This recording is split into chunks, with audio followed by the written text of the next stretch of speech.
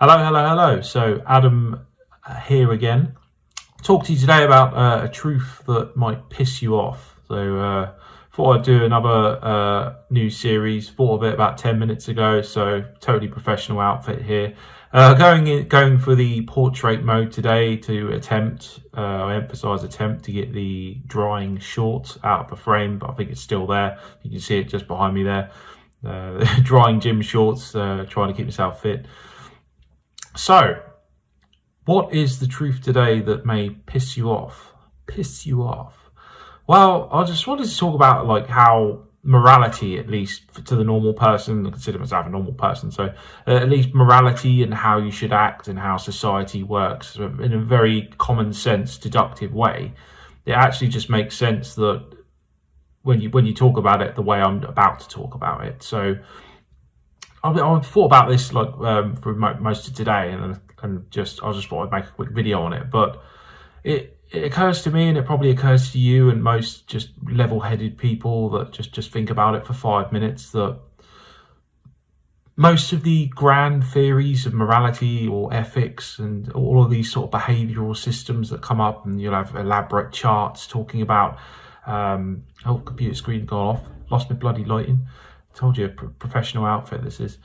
Most of these grand theories go into elaborate detail about how you should act. I mean, you have like Kant and Aristotelian virtue ethics, and you consequentialism. From that you get utilitarianism, and you have all of these grand ethical theories, and then you have the religious people that come in and say, oh well, the fount of all wisdom and thus the fount of all morality is God. If God says do something, then that's why you should do it, and that's why it's good, and that's why the reverse is bad, etc. But for me, like from a very practical, aside from any grand theory or whether it makes sense or whether it logically follows and all that bollocks, from a very practical sense, it just seems to me that the reason we conform to certain rules, not to say that we shouldn't, I mean, there are obvious common sense things that any normal person would agree to, like, for example, don't go around knocking people off, or don't go around murdering people, don't go around thieving things. I mean, it happens, obviously, we live in an imperfect world, but generally speaking, those things are taboo, aren't they? So you don't go around half-inching someone's fucking Mars bar off the table or something like that, or more egregious crimes. You don't go about stealing people's money, etc. You don't go around raping, far more serious crime in my opinion. You don't go around murdering. So there are certain universal taboos or certain universal no-nos that we don't do, and I just think that rather than coming at it from a very grand sort of ivory tower kind of scale sort of thing, saying, oh well, there's an elaborate system of reasons, and there's these like idealistic justifications that prove that you should do this or you shouldn't do that. It's just very, very real, down to earth, practical reason, and that's when you boil down to it, it's actually about this. Yeah, it's actually about reproduction. So I know you're going to think I'm absolutely nuts, and I kind of see why you'd think that, but just stick with me, and you'll see where I'm going. I think you already know where I'm going to go with this, but it just seems to me that in order to have a stable situation for animals like us, and by the way, I assume we are animals, and we are animals. The evidence suggests that we're part of the animal kingdom, and the reason why we act in certain ways is because we're social animals, and that, like all other animals, like all other organisms, screw animals, just like all other living things, it's encoded into us or evolved into us, or however you want to describe it, to procreate, to essentially replicate ourselves and to sustain the population or to sustain the species. And so of course you're going to have things that develop with that to help with that, things that are not even necessarily evolved, but it's just a part of an integral nature of being a being or an organism on this planet. It's inbuilt into us to want to procreate and to want to perpetuate the species.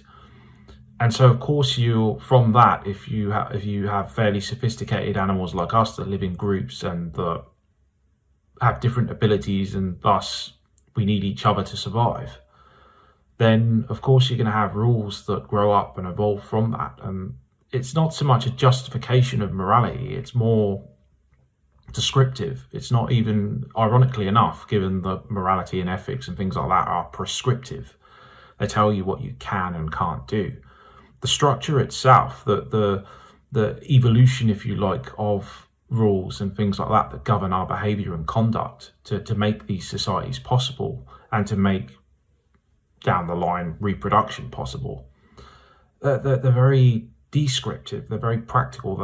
It's not so much that they're justified or that we come up with them and pull them out of our asses. It's that they're a consequence of the necessity that we have, that's encoded into us, that's inbuilt into us.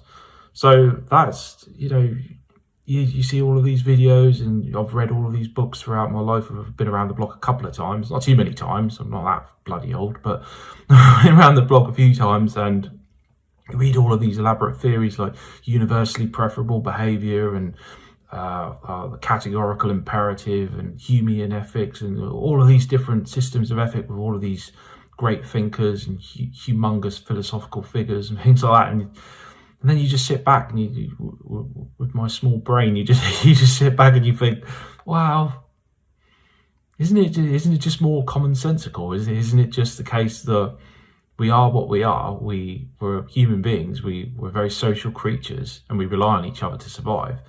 And when you have groups of thinking individuals, you kind of have to have rules of conduct and common sense standards of behaviour, because if you don't, it just doesn't work, does it? It just doesn't work. So, and if we're evolved to live in groups that help each other, then yeah, the rules are going to grow up. So.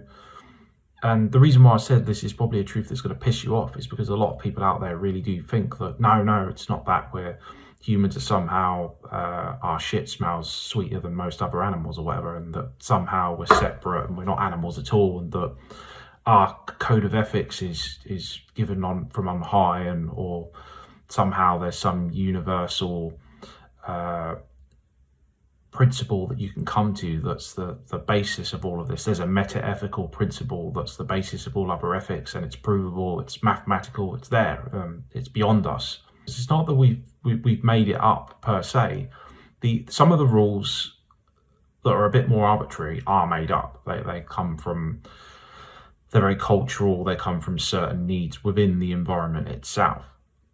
So you think perhaps different rules apply in different climates. That would make sense, wouldn't it? I can't think of a bloody example right now, but you see what I mean. So if you lived in a culture that was, I don't know, which is that resources were a bit more scarce, they might even be harsher in terms of their punishment of prohibitions against theft or stealing food, for example, if you live in a society like that. So you might have different degrees and things like that. So there are differences and nuances in different systems that grow up, but the propensity itself to come up with these systems of ethics, to come up with these codes of conduct, is go even more basic than that, just to come up with basic codes of conduct. They're not some special divine given thing that you can point to and say, oh wow, this is the overall standard and all human beings need to conform to this one standard and it doesn't matter and all of that kind of thing. I just think it's a lot simpler than that, and it just basically comes from being a human being itself. It's it's very descriptive and in the world. So if that pisses you off, then I'm afraid that's just what I think. I could be totally wrong. There could be some crazy theory out there, some guy scrawling a fucking equation on the wall saying, yep, I've proved that this is the one true universal principle of morality, and so that's it. Everyone logically or syllogistically, if you can follow it, it's airtight and that's it, and we need to follow it. But it's never happened, does it? All of you get all of these humongous brains, these gargantuan brains of the past, like someone like Aristotle, Plato, and all of these huge like Kant, John Stuart Mill, all the utilitarians, you get all of that, and then more modern people. I would be a bit reluctant to put him in the same category, but some more modern people like Stefan Molyneux, if you've ever heard of him, he had a crack at it, tried to come up with I think his theory is universally preferable behaviour. I've even tried to come up with a theory myself, and by the way, I couldn't give a shit if you think I'm arrogant, or I've had silly comments saying, oh well, you're coming up with your own theory and do you think you're as good as these other philosophers? No, just to answer it directly, of course I don't put myself in the same league, but then I've got the confidence and self-esteem by the looks of it to just say it anyway, because I don't really give a shit. If whether something's right or wrong isn't requisite on whether I'm a professor or whether I've been to university, by the way, and it kind of is my field at an undergrad level, but I don't put myself in that league. But then I've got the confidence to just come out with my theory, and if it's wrong, it's wrong. That's how we learn. That's how we move on in life. You don't learn without talking to people like your good selves online and in other places and in real life. And of course, everyone's wrong 99% of the time. And so I just put what I think out there. So I really don't think it's any of this stuff. I don't think it's like all of these grand theories and all of these figures. I think it's a very basic thing. And it will piss a lot of people off because it's fundamental to some religions. So one reason why religion is good, supposedly, is that God is the source of morality. He's why people should act the way they do and why things are good. So this is why you should act this way, because God says so, and because God said so, it's good. Just a little hint, by the way, look into something called the Euthyphro dilemma. I've probably completely butchered saying that correctly, but look at the Euthyphro dilemma. I think it's Euthyphro dilemma. Don't know, but it's basically quite a famous problem of that kind of thinking. So if you look into that, that'd be a good start on debunking that kind of thing. But yeah, what do you think? Do you think it's just a very basic underlying principle that's just encoded into us? Do you think that we live in societies and we need certain rules that help us to sustain ourselves in terms of our species, in terms of our population? It wouldn't be very good, would it, if we didn't have common sense urges to have rules on rape, for example, because then no one would know whose kid's who, and you'd have jealousies and people fucking beating each other and killing. It's not very good for societal cohesion, is it? Let's put it that way.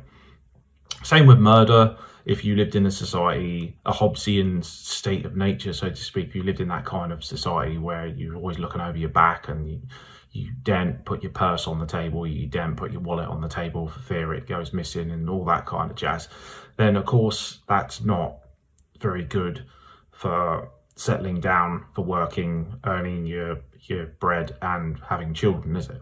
And then nurturing those children either. It's also not a very good environment, not only for shagging and having children, but it's also not a very good environment for bringing up those children, is it? Societies that don't have basic codes of conduct. There he goes again, computer screen, lost my lighting. But anyway, that was all I wanted to talk about today. What do you think? Do you think it's total bollocks? Is there a system out there? Does God stand as the eternal fount of morality? Let me know what you think. Don't take it too seriously, guys. I see comments on my ridiculously small channel sometimes. You're wrong, and like really like aggressive comments. That's fine, but I'm just some dude talking to my phone, talking to you guys on the internet. Don't take it too seriously. I'm not a threat to your systems of morality. It's just a bit of fun and just to see what you think, and just for my own curiosity too. So I'll see you soon, probably make another video at some point, and have a great day, I suppose.